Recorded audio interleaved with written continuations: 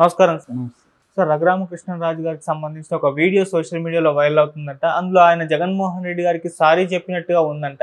నిజంగా మరి రఘురామరాజు సారీ చెప్పారా జగన్మోహన్ రెడ్డి గారికి? ఎందుకు చెప్పారు? మరి ఈ మార్పులకు గల కారణం ఏంటి సార్? రఘురామకృష్ణరాజు ఒక వీడియో రిలీజ్ చేశాడు ఆయన ట్విట్టర్లో. నేను కూడా చూశాను. ఆ వీడియోలో ఏముంది అంటే ఆయన సారీ అయితే ఏం చెప్పలేదు.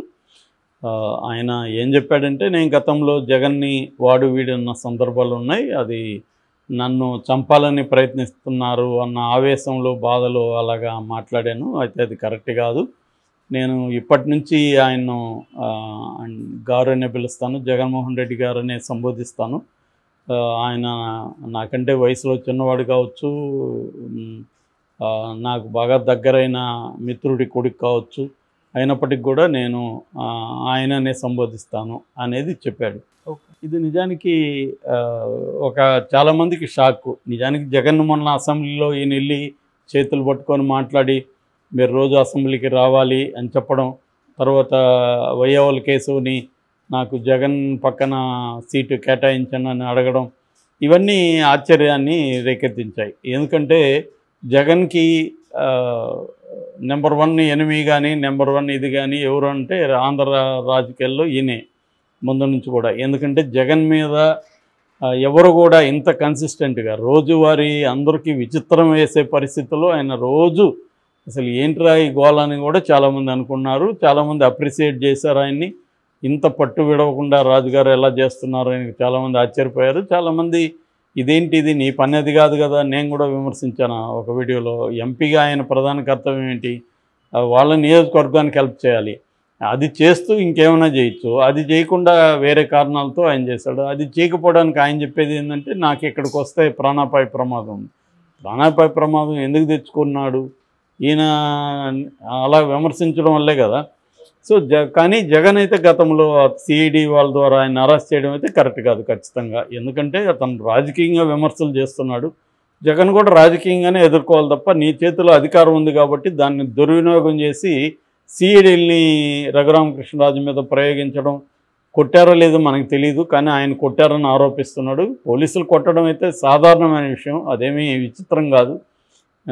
మనకి రోజు చూడొచ్చు మనం పోలీసులు కొట్టడం అనేది. రూడ్గా బిహేవ్ చేయడం, కొట్టడం, ఇంకా లాకప్ డెత్తులు చేయడం వెరీ వెరీ కామన్ ఇండియాలో. కాబట్టి ఆ రకంగా ఆయన కొట్టుండే అవకాశాలు ఎక్కువ ఉన్నాయి. కాకపోతే దాన్ని ఎలా ప్రూవ్ చేస్తారనేది వేరే విషయం. ఏదేమైనా ఆయన కొట్టారు, దాన్ని జగన్ ఎంజాయ్ చేశాడు అన్నది. ఆ టైంలో ఆయన భయభ్రాంతానికి గురి కూడా అయ్యి ఉండొచ్చు. ఎందుకంటే ఆయనకి ఆల్రెడీ డయాబెటీస్ ఏదో ఉంది, ఒక రకమైన భయం క్రియేట్ చేస్తారు పోలీసులు. సో దాంట్లో నుంచి ఆయన హెల్త్ కూడా ఇబ్బంది అయ్యే అవకాశం ఉంది, ప్రాణాపాయం కూడా కలుగుతుందని ఆయన ఊహించి ఉండొచ్చు. దాని తర్వాత ఆయన యాక్చువల్గా రెచ్చిపోయాడు. అంటే ఎవరికైనా మనిషికి అల్టిమేట్గా ఏంది, లైఫ్ పోతుందని, నీకు చనిపోతే కూడా ఓకే అని ఎవడైనా డిసైడ్ చేసేస్తే వాడిని ఇంకెవడో ఏం చేయలేడు కదా. ఎందుకంటే అల్టిమేట్గా ఒక మనిషికి భయం అనేది ప్రాణ భయం. ప్రాణం దానికే తెగించిన వాడిని ఎవడేం చేయగలడు. అందువల్ల ఆయన ఇంకా రెచ్చిపోయాడు. జగన్ స్ట్రాటజీ ఫెయిల్ అయింది. అక్కడ ఫెయిల్ అయ్యి ఇంకా ఆయన పెద్ద ఎత్తున రెచ్చిపోయాడు. అది కూడా డ్యామేజ్ అయిందని ఇప్పుడు మనకి ఎలక్షన్ల తర్వాత అర్థమైంది. సో అందుకని ఆయన అయితే ఏమంటే రఘురామకృష్ణరాజు మొన్నటి వరకు కూడా జగన్ మీదే ఉన్నాడు. మొన్ననే కేసు కూడా పెట్టాడు. ఆ కేసుని పర్స్యూ చేయమని ఎస్పీని కూడా కలిశాడు. జగన్ అందులో అక్యూజన్ నెంబర్ 3గా ఉన్నాడు. ఫస్ట్ ఏమో ఆయన సునీల్ కుమార్ అనే సిఐడి బాసు, దాని తర్వాత రామాంజనేయులు, దాని తర్వాత జగన్, మళ్ళీ డాక్టర్ ప్రభావతి అనే సూపరింటెండెంట్ గవర్నమెంట్ హాస్పిటల్, వీళ్ళ మీద ఆయన కేసు పెట్టాడు. కాకపోతే ఏంటంటే 3 ఏళ్లకు ముందు కేసుని పోలీసులు ఏం చేయగలరు, ఇప్పుడు దాంట్లో ఏం ప్రూవ్ చేయాలి, ఇవన్నీ ప్రాబ్లం ఉంది. ఏదేమైనా ఆయన జగన్ మీద ఒక పక్క కేసు పెట్టి ఒక పక్క విమర్శిస్తూ రెండో వైపు జగన్తో ఫ్రెండ్లీగా ఉండడం అనేది నిజానికి ఆహ్వానించదగింది. కాకపోతే అది విచిత్రం అనిపిస్తుంది. అట్లాగే ఉండాలి. ఎందుకంటే పొలిటికల్గా నువ్వు రైవలరీ పెట్టుకోవడం వేరు, వ్యక్తిగతంగా మనుషుల్ని ద్వేషించడం వేరు. అది చేయాల్సిన అవసరం లేదు. కానీ మొన్నటి వరకు రఘురామకృష్ణ అదే చేశాడు. వ్యక్తిగత స్థాయికి వెళ్ళి జగన్ను చాలా నీచంగా మాట్లాడడం, బూతులు తిట్టడం, ఇలాగంతా మాట్లాడ్డా ఆయన. అన్పార్లమెంటరీ లాంగ్వేజ్ అంతా మాట్లాడు. ఆ హుందాతనం అనేది ఆయనలో లేదు. కాకపోతే ఇప్పుడు కొంత హుందాగా బిహేవ్ చేస్తున్నాడు. ఏంటి చేంజ్ ఏంటి? ఇప్పుడు ఒక మనిషిలో క్యారెక్టర్ సడన్గా మారదు కదా, దానికి ఏదో కారణాలు ఉండాలి. సో రాజకీయ నాయకులు అంటేనే వాళ్ళ మన సినిమా నటుల కంటే బ్రహ్మాండమైన నటులు ఎవరంటే రాజకీయ నాయకులే. నటన అనేది వాళ్ళకి బాడీలో పార్ట్ అయిపోతుంది. అలాంటప్పుడు ఇందులో కూడా ఏమైనా యాక్టింగ్ ఉందా, రఘురామకృష్ణరాజు ఏమన్నా యాక్ట్ చేస్తున్నాడా అన్నప్పుడు కొన్ని రకాల అభిప్రాయాలు ముందుకు వస్తున్నాయి. అదేంటంటే ఆయన చంద్రబాబు పట్ల అసంతృప్తిగా ఉన్నాడు, కోపంగా కూడా ఉన్నాడు. కానీ ఇమీడియట్గా ఇప్పుడు దాన్ని ఎక్స్ప్రెస్ చేస్తే తనకే నష్టం. అందుకని చంద్రబాబు మీద ప్రెజర్ చేయడం కోసమే జగన్తో క్లోజ్గా ఉండడానికి ట్రై చేస్తున్నాడు అనేది ఒక పాజిబుల్ ఎక్స్ప్లెనేషన్. సో దీనివల్ల చంద్రబాబు ప్రెజర్కి గురవుతాడా? ఏమి గురిగాడు మామూలుగా అయితే. ఎందుకు జగన్తో ఈయన క్లోజ్గా ఉంటే చంద్రబాబుకి వచ్చే ఇదేంటి? ఒకవేళ ఈయన చంద్రబాబుకి యాంటీగా మాట్లాడినా చంద్రబాబుకి ఇప్పుడిప్పుడే ఏమీ ఉరగదు. ఎందుకంటే ఆల్రెడీ ఆయన క్రెడిబిలిటీ పోతుంది. మొన్నటి వరకు జగన్ పార్టీలో ఉంటూ జగన్ ఇచ్చిన ఎంపీ సీట్ని అనుభవిస్తూ రిజైన్ చేయకుండా జగన్నే విమర్శిస్తున్నాడని ఈయన మీద సానుభూతి లేదు ఎక్కువ మందిలో, అంటే క్రెడిబిలిటీ లేదు. సో ఇప్పుడు మళ్ళీ తెలుగుదేశంలో చంద్రబాబును విమర్శిస్తూ అదే పని చేశాడనుకో క్రెడిబిలిటీ ఉండదు. రెండవది, గతంలో జగన్ని ఈయన విమర్శించినప్పుడు ఈయనకి ఎందుకు మైలేజ్ వచ్చిందంటే తెలుగుదేశం మీడియా వల్ల. తెలుగుదేశం వాళ్ళు ప్రైమ్ టైం దగ్గర నుంచి ఏ టైం అడిగినా ఆయనకి ఇచ్చేశారు ఛానల్లో. ఆయన ఎప్పుడు మాట్లాడినా లైవ్లు పెట్టారు, 24 hours ఆయన అందుబాటులో ఉన్నారు ఛానల్స్.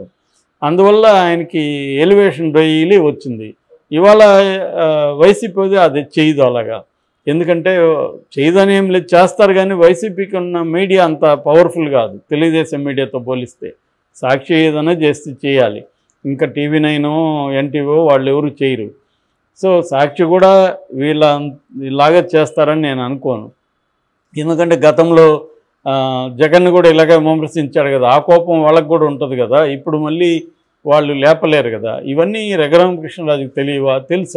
ఆయన పెద్ద బిజినెస్ మ్యాను, 7-8 రాష్ట్రాలు ఆయనకు వ్యాపారాలు ఉన్నాయి, ఆయనకి తెలియకుండా ఎందుకు ఉంటాయి? సో తెలుసు కాబట్టి ఆయన ముందున్న ఆప్షన్స్లో ఏదో ఇది కొంతగా ఇట్లా చేద్దామని ట్రై, అది ఒక పాజిబుల్ ఎక్స్ప్లెనేషన్. రెండవది, ఎట్లాగూ జగన్ ఇప్పుడు అధికారంలో లేడు, ఎందుకు అనవసరమైన వైరం, మంచిగా ఉంటే పోలే అనుకొని కూడా ఉండొచ్చు. గతంలో అంటే ఆ కక్ష తీరిపోయింది, ఆయనకి ఓడిపోయాడు దారుణంగా. చాలాసార్లు మన వల్ల ఎవరైనా ఇబ్బంది పడినాక మనకి వాళ్ళ మీద జాలేసే అవకాశాలు కూడా ఉంటాయి.